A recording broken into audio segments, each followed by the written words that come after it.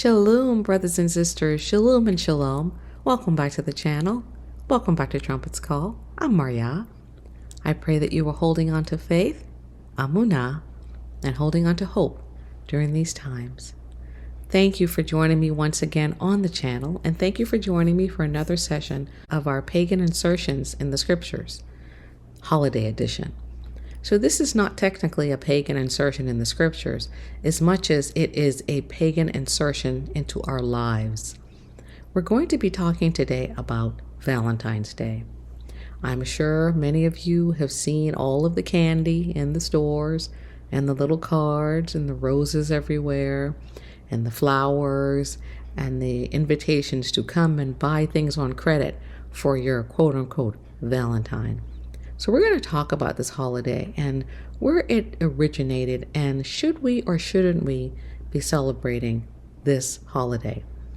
I guess you can tell by the title that we probably shouldn't be, considering I'm calling it a pagan insertion. But we're going to talk about this quote-unquote holiday and get a little bit more information about what it is and whether or not we should even acknowledge it. I vividly remember this holiday from my childhood. I remember that this was one of the times throughout the year that I would get candy at school. And so I remember this. I remember the little cards that we would fill out and take to school and put it in the little white envelope and exchange it with all the other students in the class. And they would give us candy and we would give them candy. And we would sometimes be allowed to open some of the candy in the classroom, and that was an extra special treat. I had no idea what I was doing. I didn't know what it meant. I just know that this was something that we were allowed to do at school. And at the time, we didn't know. We didn't know what we didn't know.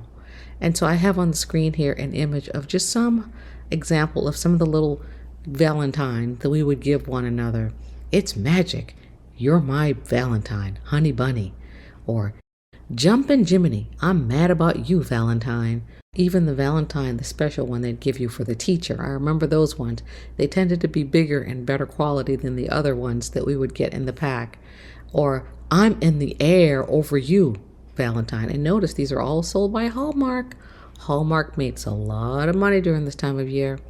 This and Christmas are two of the biggest money makers for Hallmark, and they've been doing this for a long time. I also remember the little candies with the messages on them, and you'd look to see whether or not you got some good messages that meant that you were well liked by the other students. You remember the X's and the O's and the hearts and all of those things. And then as you grow up, you remember dating or getting married and saying, okay, it's Valentine's Day, husband, where's my gift? Where are my chocolates? Where's my card? Where are my flowers? Where's my extra special gift that you have for me? And if you don't get a gift, you're going to be mad. You're going to be huffing and puffing. You didn't get me a Valentine's gift. I guess I'm not your Valentine. So you remember all of these things that we did and all the ways in which we engaged in these pagan holidays, and we didn't know what we didn't know. We didn't know what we were doing. But now that we do know, we need to make a change. And that is what we're endeavoring to do. We're endeavoring to make a change. But we want to understand why we're avoiding certain things. What is it about Valentine's Day that warrants us avoiding it? It seems pretty simple. It seems pretty obvious. But we're going to look into these things and look at the origin of these holidays, the origin of Valentine's Day. So let's get started. We're going to be reading this article first up from Learn Religions, and it's called The Pagan Origins of Valentine's Day. Pretty self-explanatory. This article is by Austin Klein. Many consider Valentine's Day to be a Christian holiday. Now, swallow hard on that one, because it is. It's considered to be a Christian holiday. After all, it is named after a Christian saint. But when we consider the matter more closely, the pagan connections to the date appear much stronger than Christian ones. Juno Fructifier, or Juno Verboata. The Romans celebrated a holiday on February 14th to honor Juno Fructifier, queen of the Roman gods and goddesses. In one ritual, Women would submit their names to a common box, and men would each draw one out. These two would be a couple for the duration of the festival, and at times for the entire following year. Both rituals were designed to promote fertility. Now, let this not be lost on you, brothers and sisters. Strangers would draw names out of a box, and they would essentially hook up. That's really what this is. This is to promote fertility. So these two people who just met one another, having their names drawn out of a box, they would be, quote unquote, mated for the year. Now, they could maintain the mating, or they could choose to go another route for that year. But this is what this Fructifier Festival is involving. And this happened when? On February 14th. Now, there are similarities already between this Fructifier Festival and quote-unquote Valentine's Day. Continuing. The Feast of Lupercalia.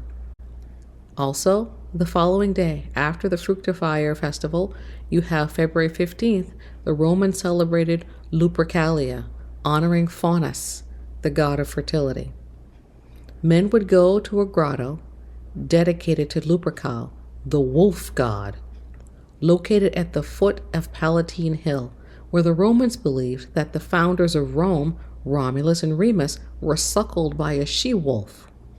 The men would sacrifice a goat, don its skin, meaning put on the dead wolf's skin, and run around hitting women with small whips in an act which was believed to promote, once again, fertility. Okay? Men dressed in a dead wolf's skin, coat, and fur, ran around hitting women with small whips to promote fertility. Continuing. According to one story, Roman Emperor Claudius II imposed a ban on marriages because too many young men were dodging the draft by getting married. Only single men had to enter the army. A Christian priest named Valentinus was caught performing secret marriages and sentenced to death. While awaiting execution, he was visited by young lovers with notes about how much better love is than war. Some think of these love letters as the first Valentines. Valentinus's execution occurred on February 14th in the year 269 in the Common Era. Another Valentinus was a priest jailed for helping Christians. During his stay, he fell in love with the jailer's daughter and sent her notes signed, "From your Valentine." Makes sense because that was his name. He was eventually beheaded and buried on the Via Flaminia. Pope Julius I reportedly built a basilica over his grave. On the screen you'll see even Darth Vader is involved in the Valentine game. You see he says, "I am your Valentine." Continuing. Christianity takes over Valentine's Day. In 469, Pope Gelasius declared February 14th a holy day in honor of Valentinus, instead of the pagan god Lupercus. He also adapted some of the pagan celebrations of love to reflect Christian beliefs. For example, as part of the Juno Frabata ritual, instead of pulling girls' names from boxes, both boys and girls chose names of martyred saints from a box. Still the same practice.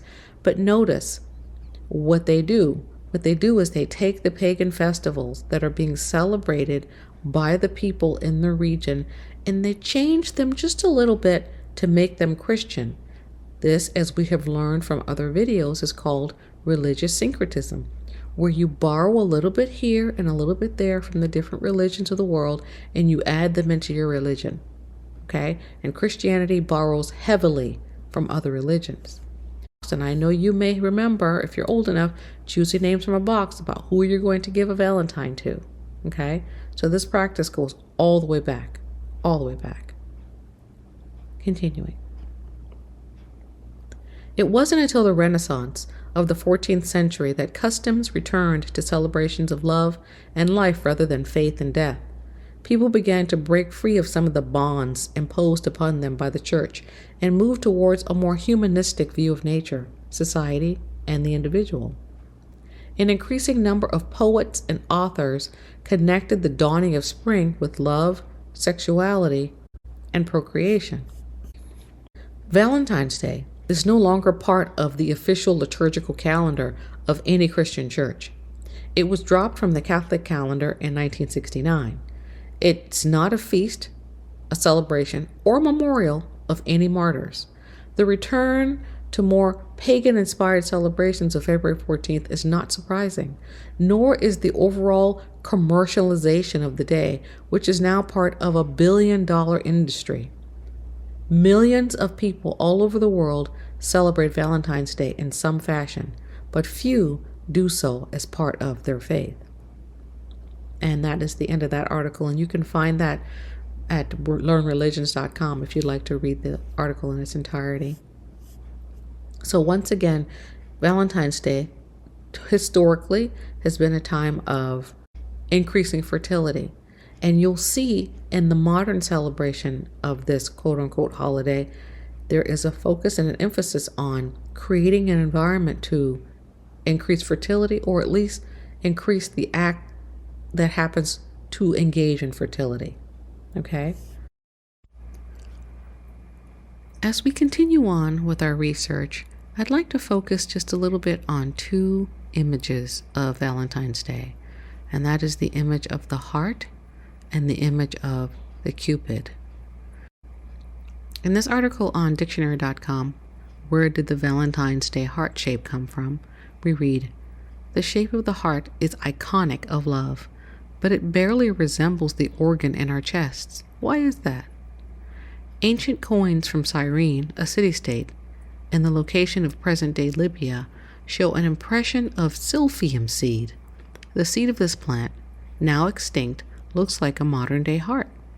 Silphium was the center of ancient Cyrene's economy because it was prized for its medicinal qualities, which ranged from treating coughs to functioning as an herbal contraceptive. It was widely used throughout the Mediterranean. Silphium only grew in the wild and could not be cultivated, much like the heart it symbolizes. The plant resisted domestication, and constraining it may have been the cause of its demise. And that is found at dictionary.com. To this idea of the heart relating to the silphium plant, I addressed the concept of the heart shape in a video, Are Some Emojis Really Illuminati Hand Signs? So be sure to check that video out if you'd like to know more about not only the heart, but also other emojis that we use that may have a connection to pagan origins or things in today's society that are less than savory. So now we're going to look at the idea of Cupid. As you see the little Cupid on the screen, this is how we have come to know him. It's this cute little guy shooting his arrow, and his arrow, once it hits your heart, you fall hopelessly in love, and it's all positive and good. But not so. This is not the true history of Cupid. We're now going to read a snippet from this article called The Original Cupid Was a Sociopath, and this is by Jesse Baring. Winged Cupid, rash and hardy, who by his evil manners, contemning all public justice and law, armed with fire and arrows, running up and down in the nights from house to house, and corrupting lawful marriages of every person, doth nothing but evil. Lucius Apuleius, The Tale of Cupid and Psyche, late 2nd century A.D. I didn't fear Cupid when I was a child, but little did I know he was a malevolent demon. By the time I first came to know him in the 1970s, Cupid's dark side was unrecognizable, having long since been painted over with baby fat and giggles by Hallmark and other great cultural Budweisers. This dramatic transformation of evil Cupid into a jubilant cherub, pink as a piglet's bottom and sweet as a lamb, who spies you each approaching Valentine's Day with twinkling eyes from the greeting card display of your local pharmacy, who twirls with his arrow drawn ever so gently in the form of a prayer mobile, pinned to the ceilings of third-grade classrooms bears faint resemblance to his original manifestation. He still strikes me as a bit cheeky, but the real Cupid was a genuine sociopath. It was the Roman writer Lucius Apuleius who brought Cupid to life in his ancient book of fables, The Golden Ass. Apuleius' Cupid was no mischievous toddler with hummingbird wings, but an impulsive god who rejoiced in causing sexual havoc for all earthly creatures. Even the fearless Apollo refers to Cupid as serpent dire and fierce, who flies with wings above in starry skies, and doth subdue each thing with fiery flight.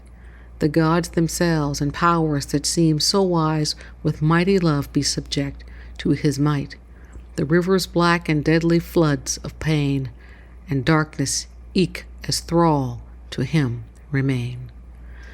So this is just an idea or an inkling based on this article in Scientific American of the origins of Cupid and just what he was before he was made over into this cute, cuddly little cherub. Okay, we're going to read another article that gives additional details about Cupid, but suffice it to say, the idea of Cupid was one who went around shooting his arrow that once it pierced the human heart would cause them all manner of desire for another gender. Could be the same gender. It could be married woman now wanting to lust after another woman or another man. It just led to havoc, and he is described as a sociopathic demon. And now he is one of the main symbols of Valentine's Day. So let's talk about that a little more. So let's look into Cupid and his origins. We're going to be reading this article in Time magazine entitled Cherubic Cupid is everywhere on Valentine's Day. Here's why that famous embodiment of desire is a child. This article is by Rachel Greenspan. Every year on February 14th, Valentine's Day is marked by shades of pink, flowers, chocolates, romantic movies, and wine, and images of a magical baby boy who flies around shooting arrows at people. But despite his infant form, that baby, widely known these days as Cupid, began his mythological life as a man who had more power than any god. They're only talking about pagan gods here, of course. In the Greek literary sources we have, he's depicted as just unconquerable. Richard Martin, a classics professor at Stanford University, tells Time. So whatever he wants to happen, happens, and he causes disaster. The original Cupid was more of a heartthrob than a cherub. Traced back to 700 BC, this character of legend was called Eros. Martin explains. The Greek word for desire.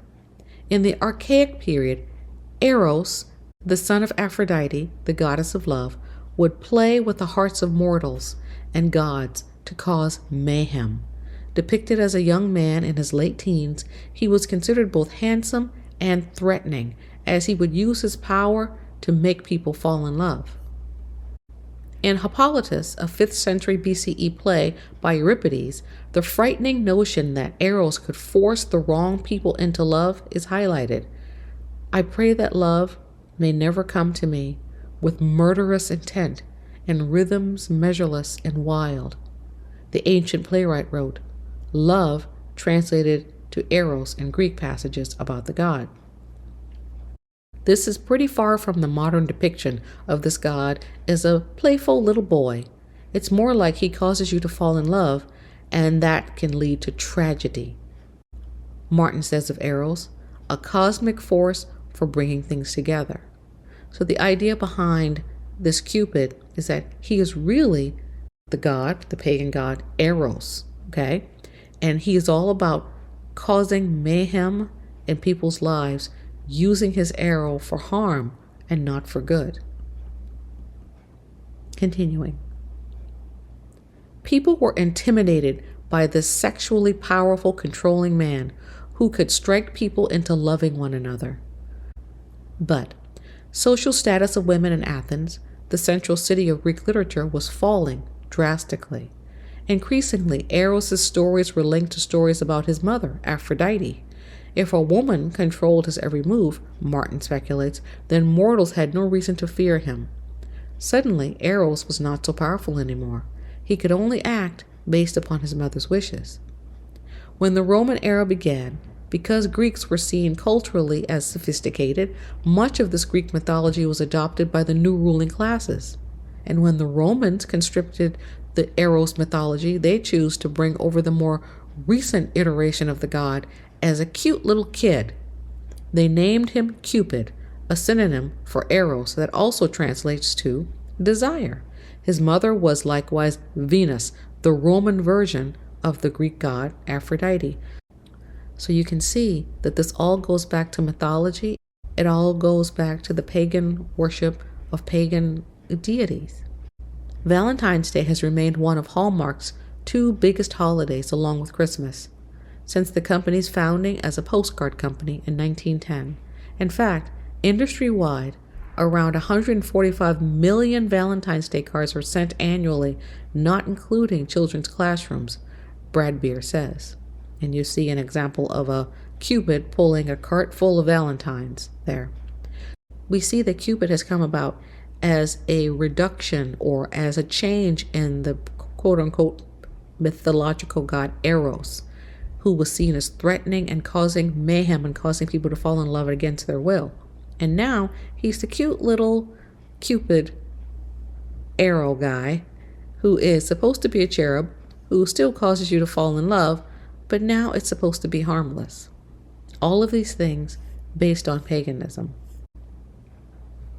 We're going to continue on reading another article by NPR, and this one's entitled The Dark Origins of Valentine's Day by Arnie Seppel. Valentine's Day is a time to celebrate romance and love and kissy-face fealty. But the origin of this festival of candy and cupids are actually dark, bloody, and a bit muddled. Though no one has pinpointed the exact origin of the holiday, one place to start is ancient Rome. From February 13th to February 15th, the Romans celebrated the feast of Lupercalia. The men sacrificed a goat and a dog, then whipped women with the hides of the animals they had just slain. We have read about that in a previous article. And in the image that we see here on the right of the screen, we see that this drawing depicts the death of Saint Valentine. One of them, anyway. The Romans executed two men by that name on February 14th in different years in the 3rd century, and we have also learned about that as well. Continuing. The Roman romantics were drunk. They were naked. Noel Lenski, now a religious studies professor at Yale University, told NPR in 2011. Young women would line up for the men to hit them, Lenski said. They believed this would make them fertile. The brutal feat included a matchmaking lottery in which young men drew the names of women from a jar. The couple would then be coupled up for the duration of the festival, or longer if the match was right. The ancient Romans may also be responsible for the name of our modern day of love. Emperor Claudius II executed two men, both named Valentine, on February 14th of different years in the 3rd century. Their martyrdom was honored by the Catholic Church with a celebration of St. Valentine's Day. Later, Pope Gelasius I muddled things a bit in the 5th century by combining St. Valentine's Day with Lupercalia to expel the pagan rituals. But the festival was more of a theatrical interpretation of what it had once been. Lenski added, it was a little more of a drunken revel, but the Christians put clothes back on it. That didn't stop it from being a day of fertility and love. Around the same time, the Normans celebrated Galatine's Day. Galatin meant lover of women. That was likely confused with St. Valentine's Day at some point, in part because they sound alike. As the years went on, the holiday grew sweeter. Chaucer and Shakespeare romanticized it in their work, and it gained popularity throughout Britain and the rest of Europe.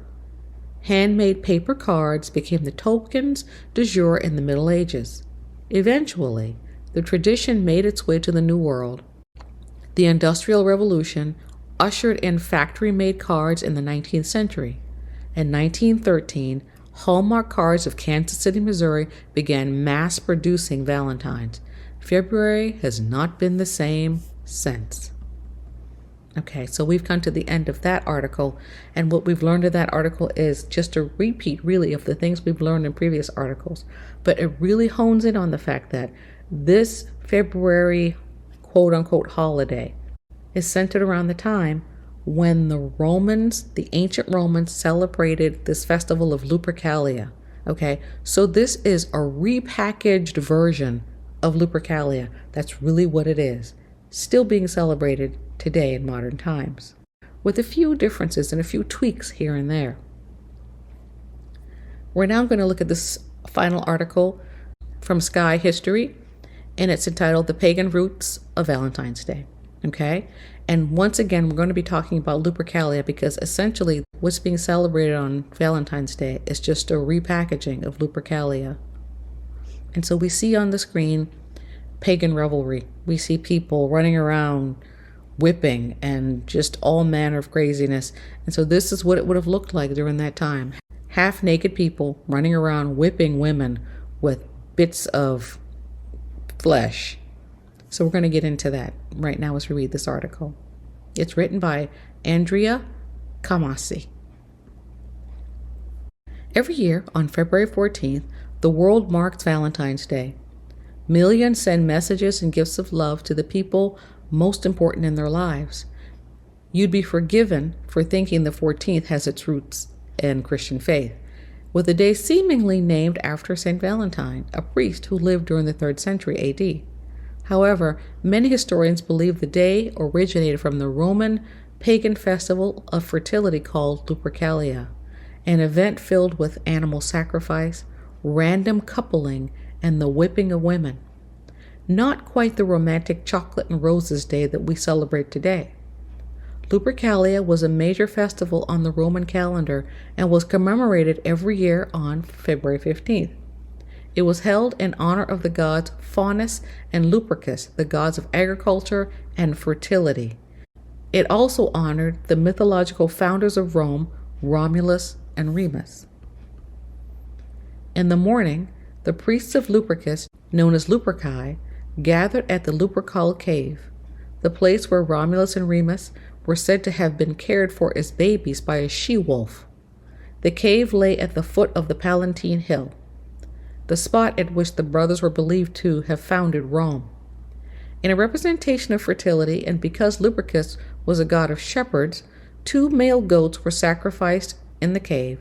This was followed by the sacrifice of a dog to represent purification, and because dogs often guard the flocks.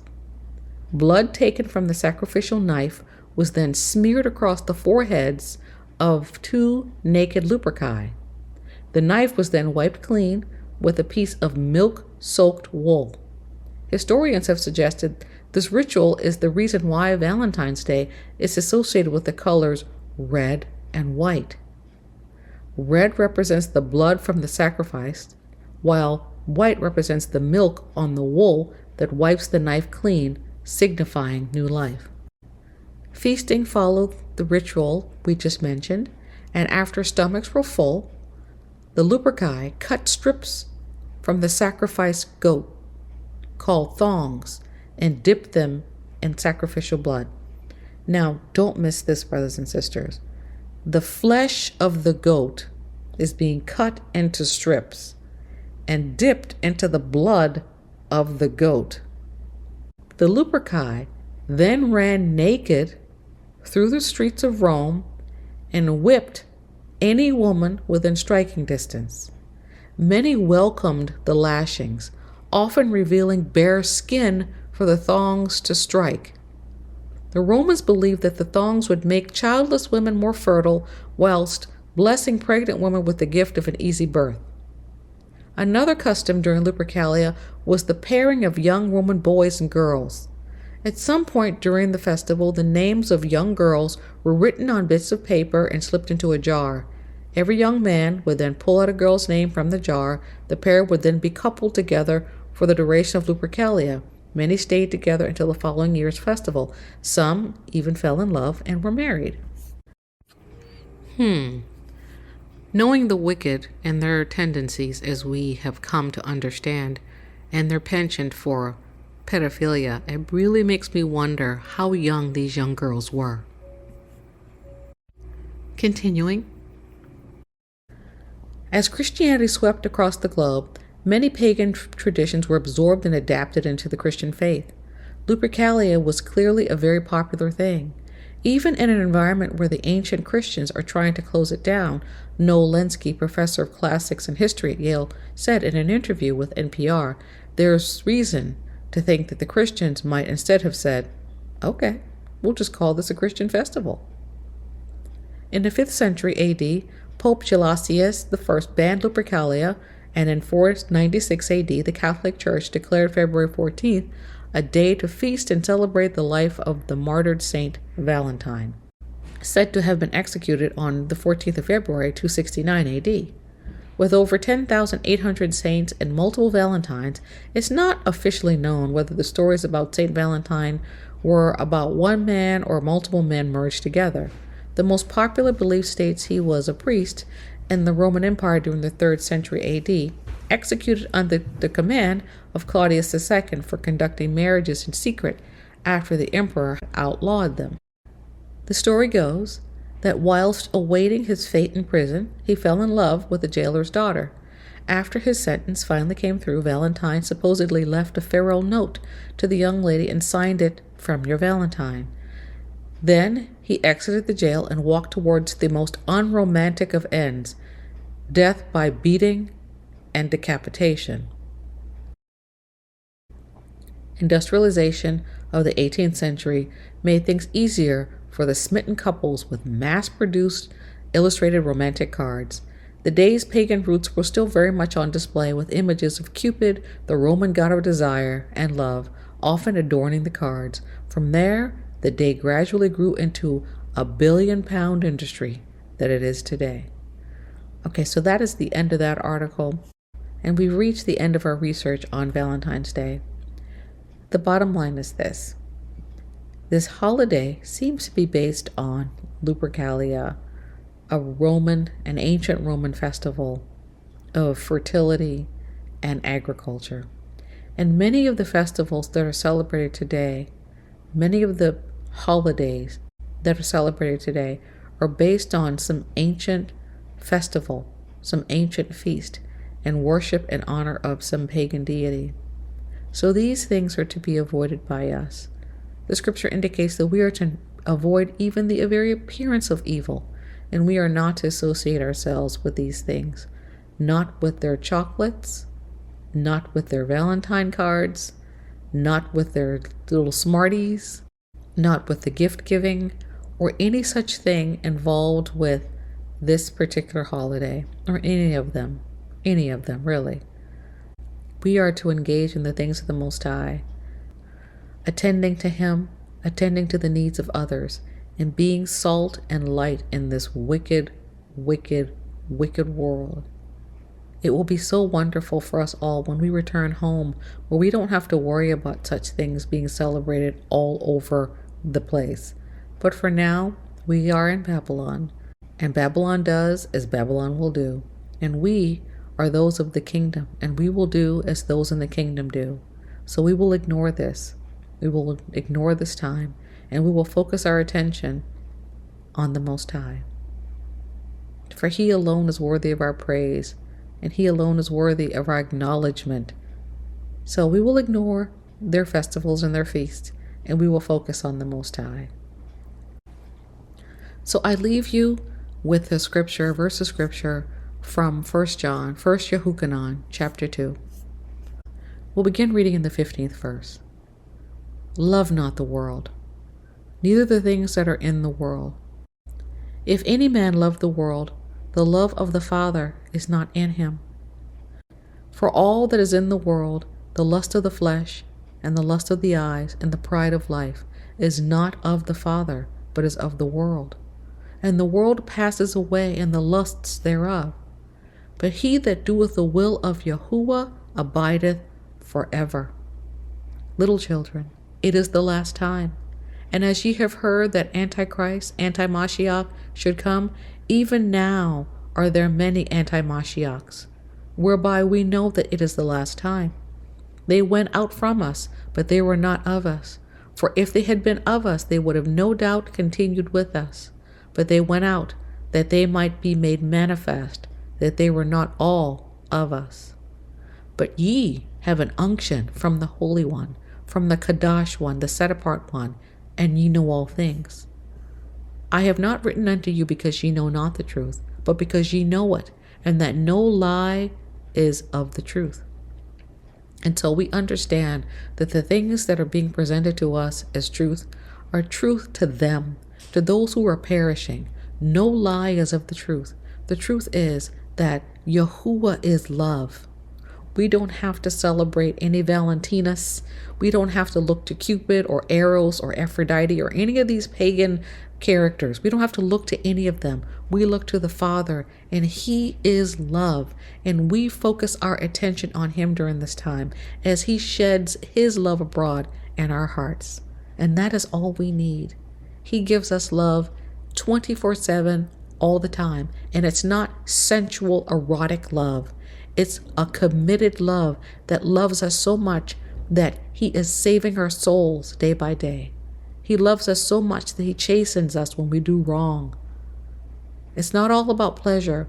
It's about joy, and it's about sacrifice, and it's about commitment, and it's about doing right and being baruched when you do right, and when you do wrong, you get punished. That is true love. And the Father, He is Yahuwah. He is the Most High, and He is willing to make the hard decisions regarding us. This is not about Eros. It's not about Valentinus. It's about the Most High.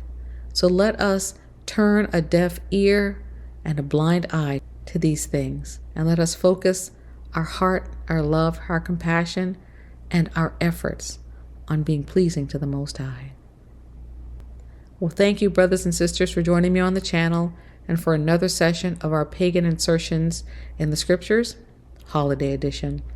I pray that you've gotten something out of this lesson, and I pray that you have something that you can now take back to your friends and family and say, listen, I don't celebrate this holiday, and this is why.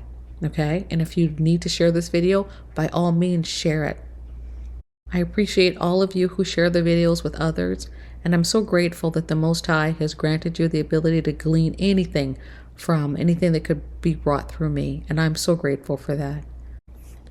I thank you for joining me today, and I pray that the Most High would baruch and keep you, and that He would make His face to shine upon you and be gracious unto you, and that He would lift up His countenance upon you and grant you shalom, peace, in every area of your life. And may you be baruched as you turn away from the festivals and the feasts and the holidays of this world, and turn and place your effort and your love and your heart squarely on the Father, for He alone is worthy. Hallelujah. Shalom and shalom, brothers and sisters.